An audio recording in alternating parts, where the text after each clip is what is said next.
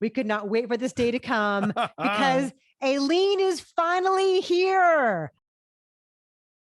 It's kind of a biopic. I don't know. Tell us about it. Yeah. When is a Celine Dion biopic not a Celine Dion biopic? When you use her songs, but you change the names of all the people just in case.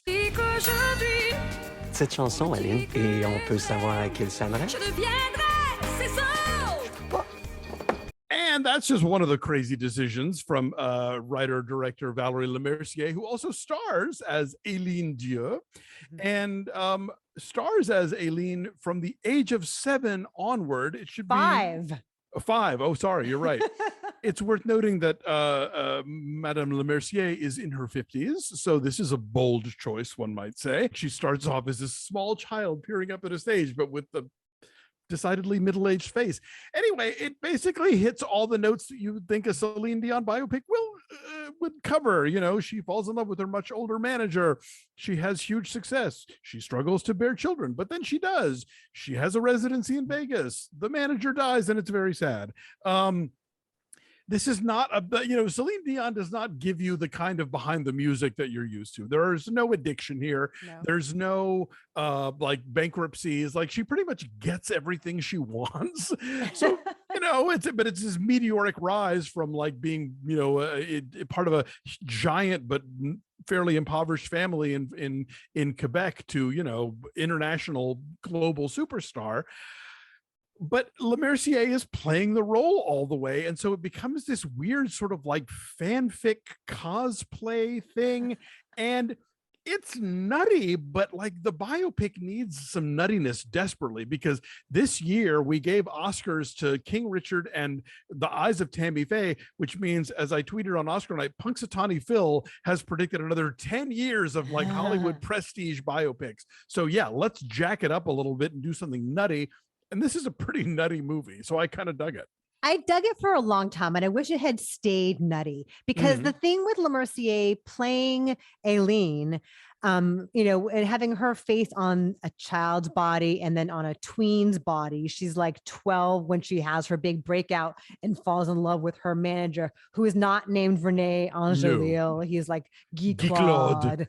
And it's so off-putting and so bizarre that like, you're just transfixed by it. Like, I found myself leaning in closer, like, what is really happening here? Like, what am I watching? And it's not great CGI. And that's part of the point, I think. And what I have to assume Valerie Lemercier is trying to achieve here is conveying that sense of like weird outsiderishness about Celine Dion. Yeah, the dorkiness. For all of her incredible natural talent and her sophistication and being an international superstar as she is, she's kind of a weirdo. Yeah.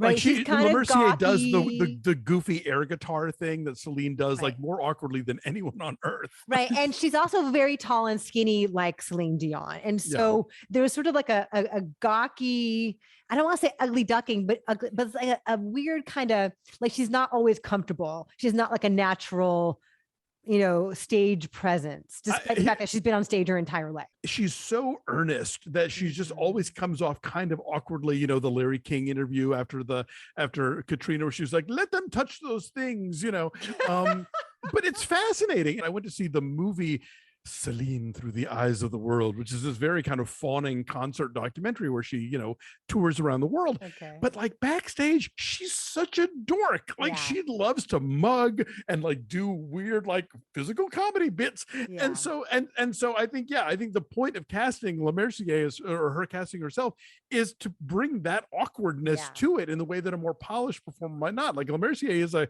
comedic performer in France. That's what she's mainly known for. But there's nothing outright parodic about this movie. Like, she's not goofing on Celine Dion. She clearly loves it's Celine. So earnest. No, this is really affectionate, but there is a point where when she's like a teenager, it reminded me of in Walk Hard, where like full ass grown John C. Reilly is like, Mama, I'm 15 years old. I'm ready to leave the house. It kind of reminded me of that. So eventually, though, this becomes a very traditional biopic. Like, I wish it had stayed weird, because that's what's fascinating about it. And eventually it kind of rushes through the later years in Celine Dion's life, the Las Vegas residency and, her husband dying and all that. And it becomes too straightforward. And I wish it had the courage of its convictions to play it weird the whole way through. There's one thing, if you're watching on YouTube, I'm wearing my Jeanette Renault shirt. Now, one thing that they do, there's so much like that's detailed in its authenticity about depicting her life. One of the things is that her manager, Renee Angelil, previously managed Jeanette Renault, all right, okay. Jeanette Renault walked so Celine Dion could run. And she was, and she still is like this legendary French Canadian chanteuse. You have not lived until you have heard Jeanette Renault sing "O Canada" in French at a Montreal Canadiens game. And so when they make a reference and you see the poster on the wall to like, well, you need a new star anyway, because your previous one has gotten like old and dumpy and fat, or however they phrase it. That's Jeanette Renault. Okay. Well, did you catch the fact that Aline's first album is called something La Voix du Dion? Because because Celine's first album was à la voix, something of Voix de Dieu. We should also mention that Victoria Sio is singing these songs, and she's an incredible singer, and she's so close. Yeah, so almost dead on. That's a hard voice to impersonate, and she nails it pretty well. I mean, tell me this: do you think that part of the point of having 50-something Valerie Lemercier play teenage Aline is so that the relationship with the manager maybe is less off-putting, because we know that she's his age, I guess, or close to his age, or closer to his age than the character? I don't know. That sort of crossed my mind, but I don't know what that's about. But again, like I said, it's there's nothing that's outright parody in this, but it does enter this weird bubble of sincerity that's so sincere that a parody would look almost like it. Even if you don't like Celine Dion, I think this is a movie that's just fascinating to be like, what are they doing and why and how?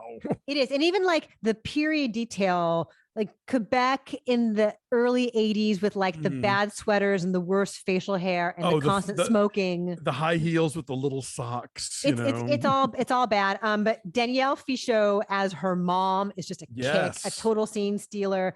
Valerie Lemercier is French, but she wanted to make sure that she cast all French Canadian actors for some authenticity, because like that accent is different. Yes. And the pronunciation is different quite frequently. There's a whole joke that is basically designed to let French people laugh at how French Canadians pronounce Vatican. News to me, but now I know. Anyway, so I'm saying 7.4.